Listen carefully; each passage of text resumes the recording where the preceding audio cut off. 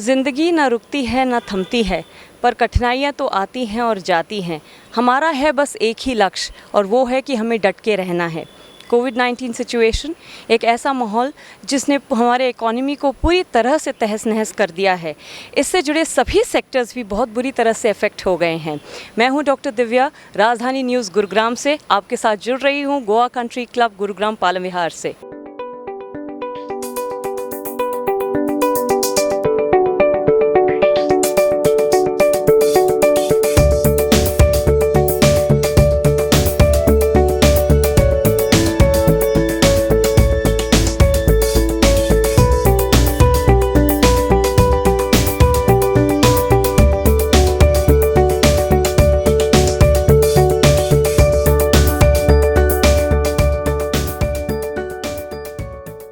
हम सभी इस बात से वाकिफ़ हैं कि कोविड-19 की वजह से सभी सेक्टर्स बहुत ही भारी मात्रा में प्रभावित हुए हैं और आज जिस विषय पे मैं आप लोगों से बात करने वाली हूं और कवर करने वाली हूं वो है होटल इंडस्ट्री। मेरे साथ आज जुड़े हैं मेरे अतिथि जो कि बहुत ख़ास हैं क्योंकि वो होटल इंडस्ट्री के साथ एक बहुत ही लंबे अरसे के साथ जुड़े हुए हैं। चलिए वेलकम करते हैं mister Deepak Taneja, vice president Goa country club Palam Vihar Gurugram. नमस्कार सर। नमस्कार, thank you for welcome sir हमारे साथ जुड़ने के लिए राजधानी न्यूज़ गुरुग्राम में। Thank you. सबसे पहले तो सर मैं ये जानना चाहूँगी कि कोविड के चलते रेस्टोरेंट बिजनेस में काफ़ी नुकसान हुआ है। ऐसी स्थिति में या ऐसे परिस्थिति में आपने क्या किया है उसे मैनेज करने के लिए? दिव्या, हम सब जानते हैं कि कोविड ने जीवन अस्त व्यस्त कर दिया है। सिर्फ हमारे देश में नहीं लेकिन वर्ल्ड ओवर। जी। जीवन चलने का नाम है, चलना हमको पड़ता है। करेक्ट। हमने भी वही कोशिश करी है जब सारा जहां कोविड से लड़ रहा था, पेंडेमिक से जूझ रहा था। हम गोवा कंट्री क्लब में अपनी भरपूर कोशिश कर रहे थे कि इस जगह को सही मायने में मेंटेन किया जाए और जो भी गाइडलाइंस टाइम टू टाइम आई हैं उसके मुताबिक हम इनको फॉलो करें और जब भी हम मेंबर्स को वापस वेलकम करने के लिए तैयार होंगे तो हमें इसके बारे में या मेंबर्स को इसके बारे में सोचने की ज़रूरत ना पड़े। बहुत एफर्ट लगा है, नुकसान बहुत हुआ है। करेक्ट। लेकिन मैनेजमेंट ने ये ज़रूर सोचा था कि जहाँ तक एक फैसिलिटी का सवाल है जो मेंबर्स के लिए बनी है और उनके लिए उनको सुविधा उपलब्ध करानी है तो भरपूर कोशिश करी जाए कि उसमें हम ना चूकें। जी। सर मेरा दूसरा सवाल है, कोविड के चलते जो सप्लाई चेन डिसरप्ट हुआ था बीच में और सामग्रियां आनी या तो मुश्किल हो रही थी, लिमिटेड में क्वांटिटी में थी, और दूसरी बात है कि प्राइसेस बहुत ज़्यादा एस्केलेट हो गए थे, बहुत ज़्यादा बढ़ गए थे। तो इस चीज़ में, इस माहौल में आपने क्या क्या स्ट्रैटेजीज़ अपनाए या मैनेज किया अपने क्लब के अफेयर्स को? जो आपने कहा बिल्कुल सही है। मैं इनको कहता हूँ sky rocketing prices. Correct. Prices ने कमर तोड़ दी थी।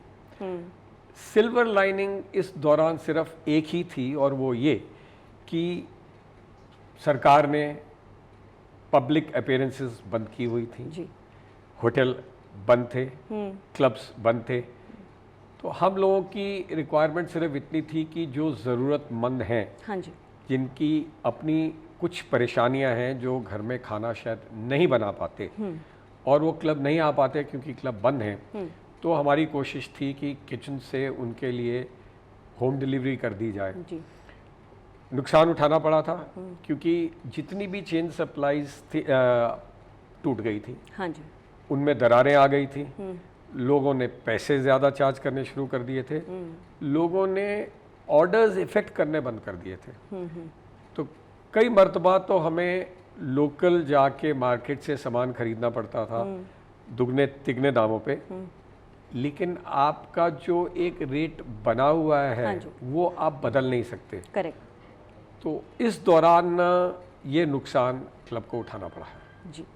और ऐसे सिचुएशन में, कोविड के सिचुएशन में, क्लब ने, जो गोवा कंट्री क्लब है, उसने कोई ऐसा सिनारियो एक्सपीरियंस किया जहाँ पे कि जितने भी काम करने वाले लोग हैं क्लब में, या तो उन्हें आधी सैलरी पे काम दिया गया हो या तो उन्होंने खुद से अपने से सोच के जॉब रिजिग्नेशन दे दिया हो कहीं और जाने के लिए?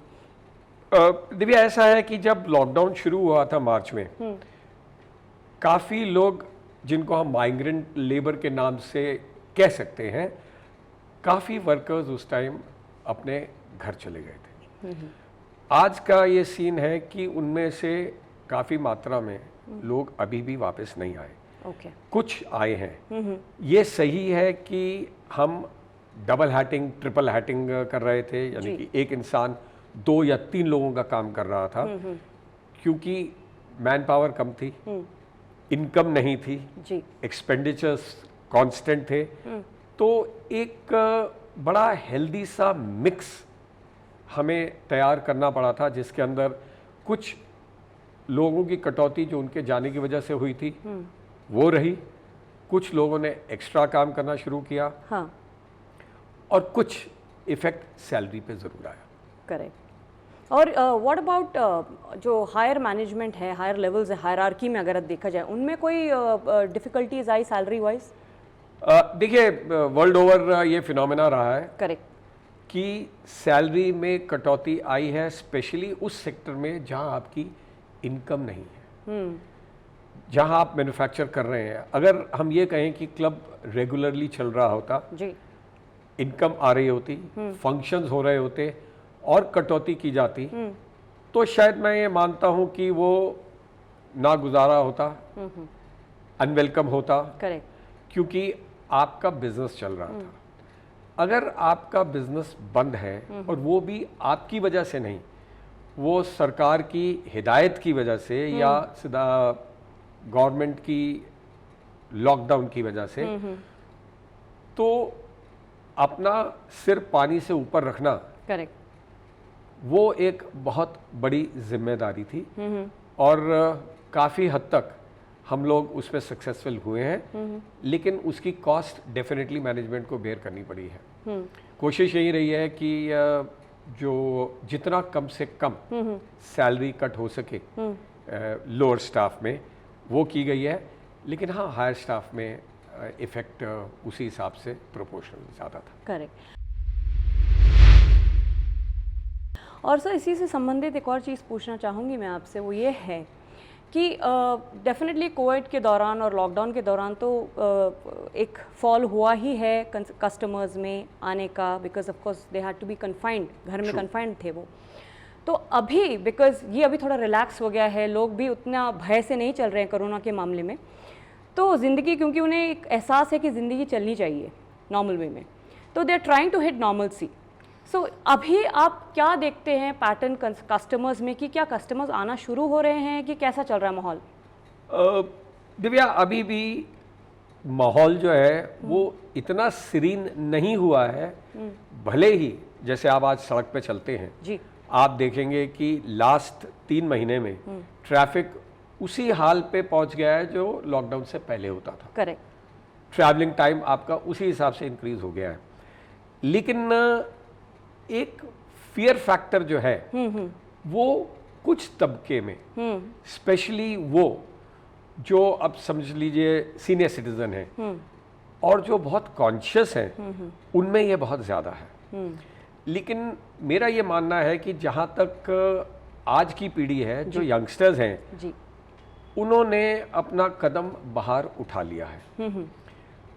हम अब तक बंद थे, हाँ जी,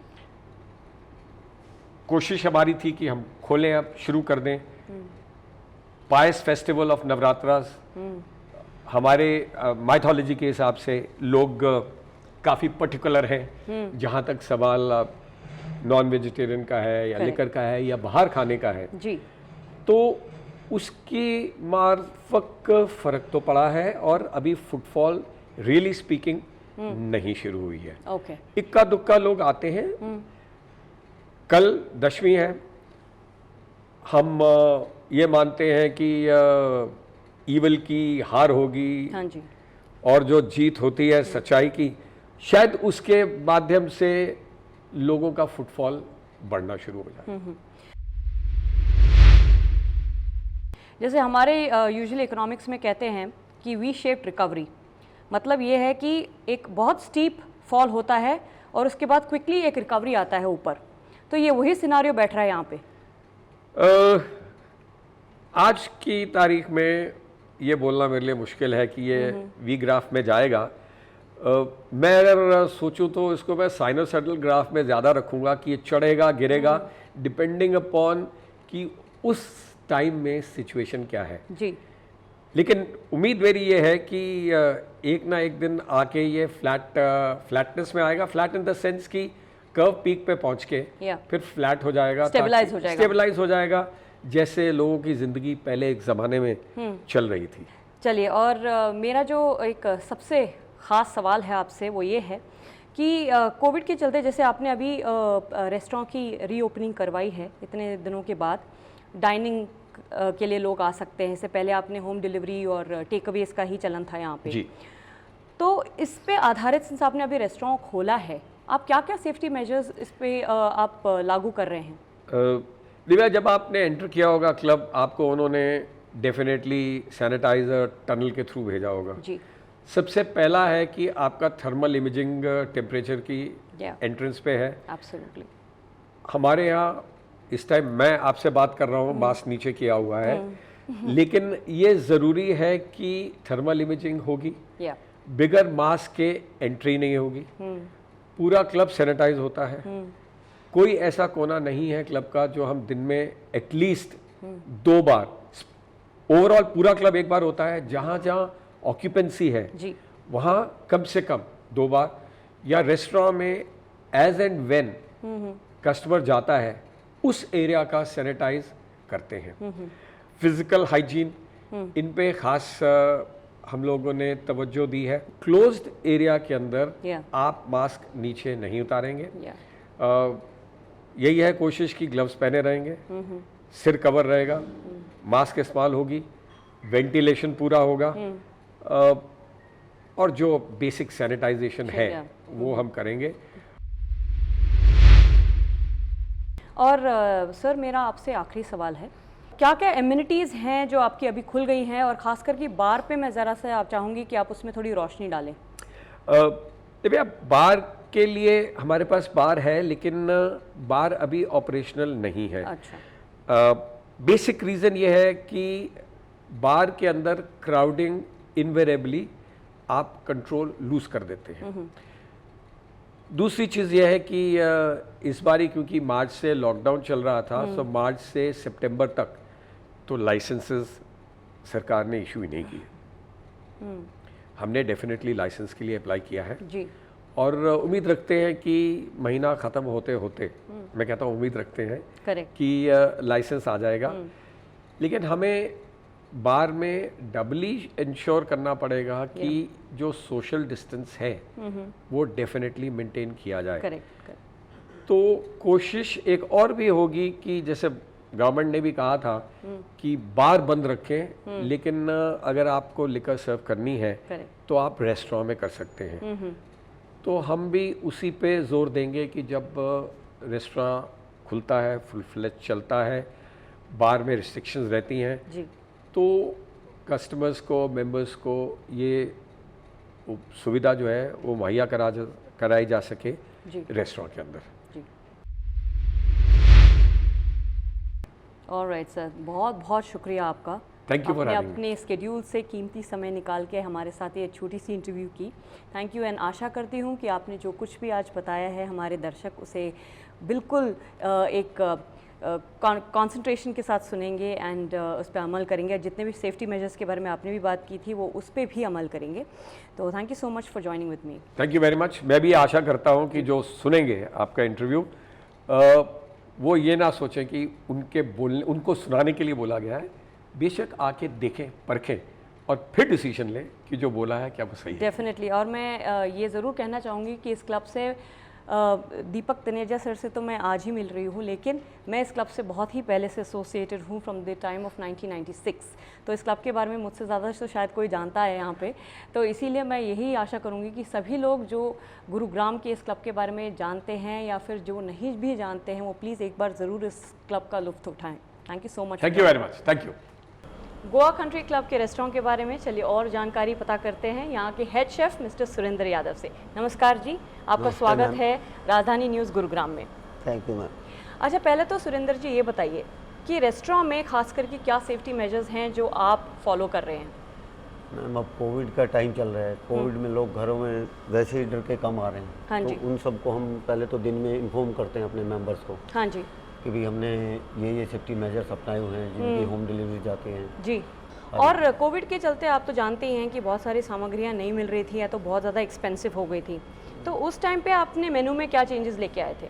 मैम मेन्यू में तो चेंजेस के साथ साथ हमें कॉस्ट के हिसाब से कि ये है कि ये ध्यान रखना पड़ा कि 0% वेस्टेज पे हम काम करें। करेक्ट। लड़कों को वो ब्रीफ किया कि भी कम से कम, फिर सेफ्टी मेजर से क्वालिटी ऑफ जो हमारा मैटर खाना बनाने के जो भी इक्विपमेंट मतलब प्रोसेस सामान है, गैस प्रोसेस है हाँ, वगैरह। तो उसका ध्यान रख के अच्छा। और पूरी हर तरह से तो वो ध्यान रखा।